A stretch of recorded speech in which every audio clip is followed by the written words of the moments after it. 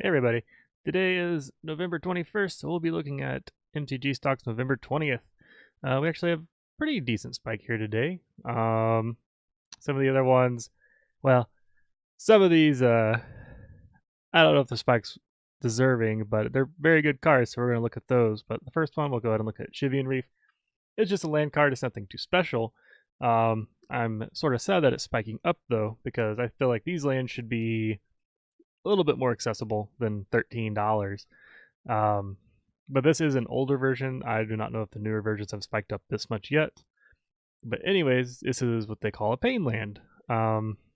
Basically, you tap, you add one colorless mana to your mana pool, or you can tap and add blue or red in this particular land's case, and you deal 1 damage to yourself. These lands are really nice because they don't come to play tapped. If you don't need the mana, you don't have to hurt yourself with the 1 damage, but if you really need that mana, then you have the option. I've always liked these lands. So depending on what color and how much it's been reprinted, depends on how cheap or expensive they are. Like I know the Golgari land, which is like Llanowar Waste, I believe. That could be the name, but it taps for black or green, and I think it's like because it got recently reprinted, it's like only 50 cents to $1, and so I wish that these were reprinted a little bit more because I feel like this would help a lot of more commander decks. But pretty decent land. Go to the next card here, something a little bit more interesting, I think. We have Ghostway, 2 colorless and 1 white, instant. Remove each creature you control from the game. Return those creatures to play under their owner's control at the end of the turn. Okay. This is similar to Eerie Interlude, and what Ghostway does is it's just a way to save all your creatures real quick. Not tokens, so if you have tokens, that will destroy them all because since they're being removed from the field, it will get rid of them. It's if you're wondering how Teferi's Protection works, which is a much more expensive card, the reason why Teferi's Protection keeps tokens, I believe, is because they phase, and so when they phase, they're still technically there, but they just don't exist, which is kind of a weird way to explain that. But that's why tokens do persist when you use Teferi's Protection, but not when you use Ghostway. This is just good for, of course, saving your stuff if someone casts like an AoE or AoE, cast a board wipe. But it's also very good if you have Flicker decks, because with Flicker decks, or Enter the Battlefield triggers, or whatever you want to call it, this allows you to get another Enter the Battlefield proc or trigger. So, yeah, not a bad card. It's very good if you have the mana open. This would probably be hard in a mono white deck because the mana may not be there, but with something like if you have green in your deck, green is so good for mana ramp. But usually you'd probably have like this in blue white, which is still not super mana rampy, but it still has very good uses, I think. Now the others coming up, they're good. This is one of my favorite cards in the world now, just because of how good this artwork is. But this is, if you're wondering what this is, it is from the mystery packs that were released specifically for like conventions or whatever they call them. Basically, there should be retail mystery packs, which will actually be released like in WPN stores and stuff. These packs were released specifically at those conventions, and they have these cards in it. The ones at the WPN stores, from what I've heard, do not have these cards in it. And what these cards are, they're playtest cards. These were cards that were thought about being made, but they never actually made it to development, or they thought they weren't quite right, or whatever you want to call it. But so this one is called Soulmates. It's a 2 colorless, 1 green, enchantment aura. Enchant 2 creatures, which this is probably why they didn't put this in here, because enchant 2 creatures is probably just a little bit weird. They probably should have had like soul bond 2 creatures or something weird like that. But anyways, enchant creatures have 1/1/1 and hexproof. Whenever one of the enchanted creatures die, destroy the other. So I think this is a really cool card, and of course the artwork is the best artwork in Magic currently. But I can see why they probably took this out of development just for the sheer fact that you had to enchant 2 creatures, which is a little bit weird for Magic. If you want to see the price on this currently, we have $17.50. I would suggest you probably don't buy it for that much. It maybe it'll go up super high, but I feel like this is all hype right now, and you should probably wait on these kind of cards. When the hype dies, it's kind of like reminds me of the alternate art planeswalkers from War of the Spark. They're basically, you have the regular planeswalkers, and then you have the Japanese planeswalkers. Japanese planeswalker were weeaboo arts, which I love, but they were super expensive, and now they've gone down significantly. So I feel like, you heard that? That's my dog shaking his head with a bell on. But anyways, I feel like these are things that you should be cautious about and not spend $17 on a card that you can never use. Anyways, I do love this card a lot though. Second one of these cards is called Sunimret. Sure. Anyways, it costs 4 colorless, 2 black, sorcery. And the reason I wanted to put this one in here because while the other one had great artwork, this one has pretty great artwork with all these little stick figures dying and stuff. The reason I like this one is because I think the Reverse Miracle is a really cool concept. They probably didn't do it because it's just too weird. It's kind of like the same thing where these cards were probably just a little too weird to implement. And so what Reverse Miracle will do is that you Reverse Miracle, you pay 1 black. If you don't know what so there is a miracle text, which miracle is miracle, pay some amount of mana, and if this is the first card you drew this turn, you may pay its miracle cost when you draw it. So basically, I think there's like a white one of this basically for miracle. So it's like when you draw it, it costs maybe like 2 mana or 1 or 2 mana. And as soon as you draw it, you have the choice to pay for its miracle cost right then and there or not. If you don't, then you don't get the miracle cost. But if you do, then you basically get a board wipe for 2 mana or something crazy. Or 1 mana, I can't remember. But this one is, if this card is on the bottom of your library, as you begin searching it, you may cast it by paying its reverse miracle cost. And it has exile all creatures. So giving black exile all creatures is pretty crazy.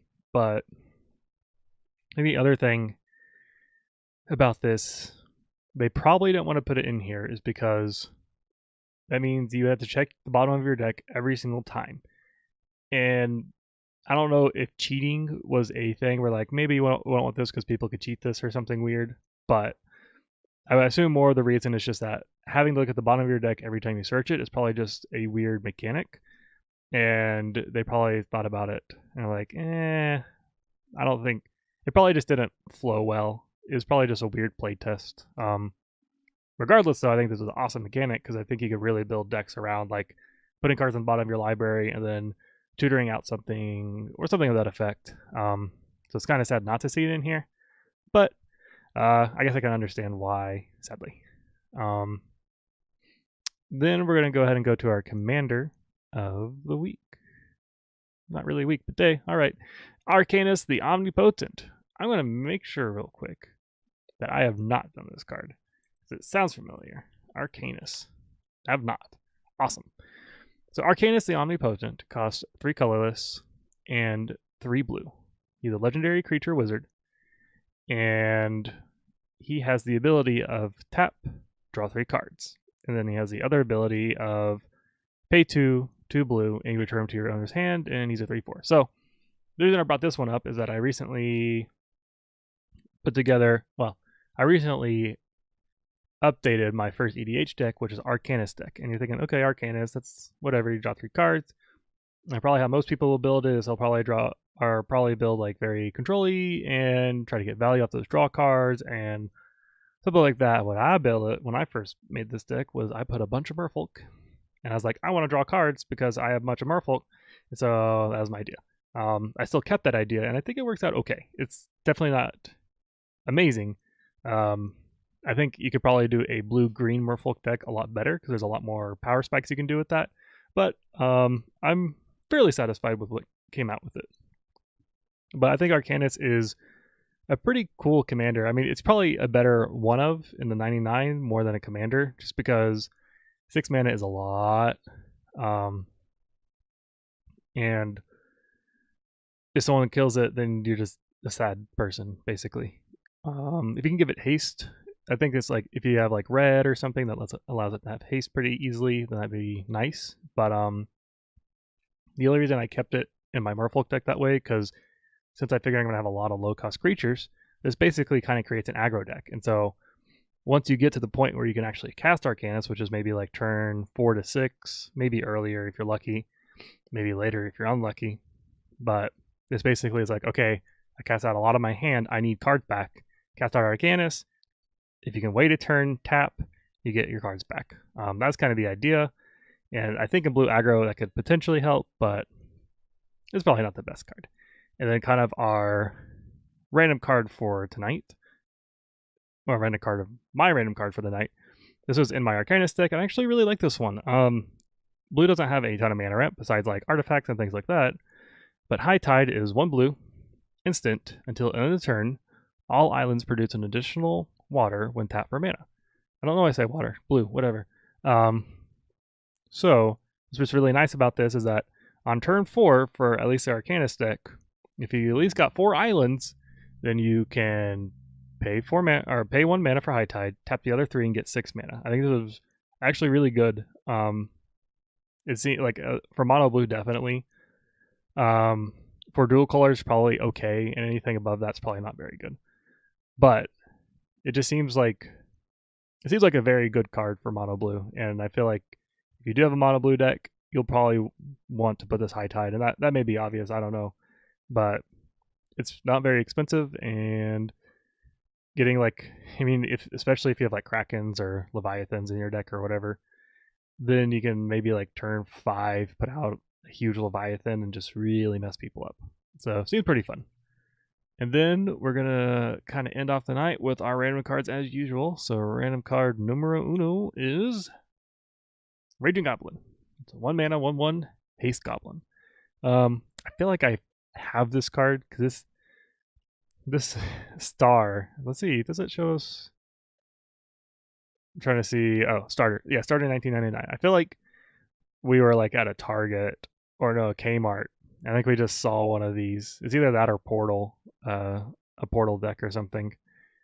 And maybe, yeah, we may have bought this one where we just saw it. I think we bought that deck, and so I remember the star and this Portal symbol pretty well. But yeah, I mean, for a Goblin deck, if you're an aggro, it's okay. I mean, it's whatever. Nothing too great. Let's see. Is his flavor text any good?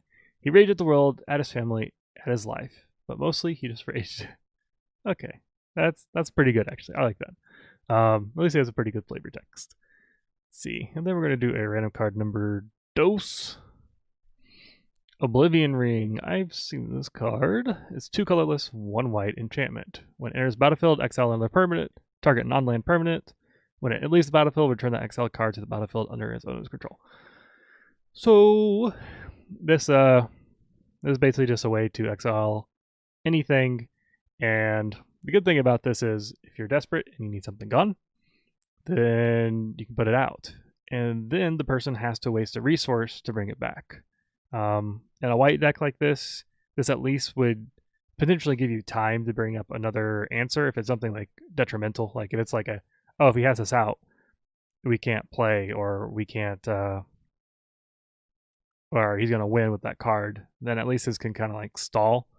The other good thing about it is that if you have like flicker effects or something, you can potentially flicker this and then bring back either your own stuff if you want to try and do that, or you can just flicker it when something else comes out and then bring back his other thing. I've also heard, and I need to verify this, but I've heard that if you enchant, so if you flicker an enchantment and it comes back on the field, when it comes back on the field, you can target something that has protection or hexproof or shroud or whatever on it, because when it comes back, you're not technically targeting something. It's kind of weird, and I want to verify that a little bit more. But if it's, I'm assuming that's true because I heard it from somebody that I think knows what they're talking about. But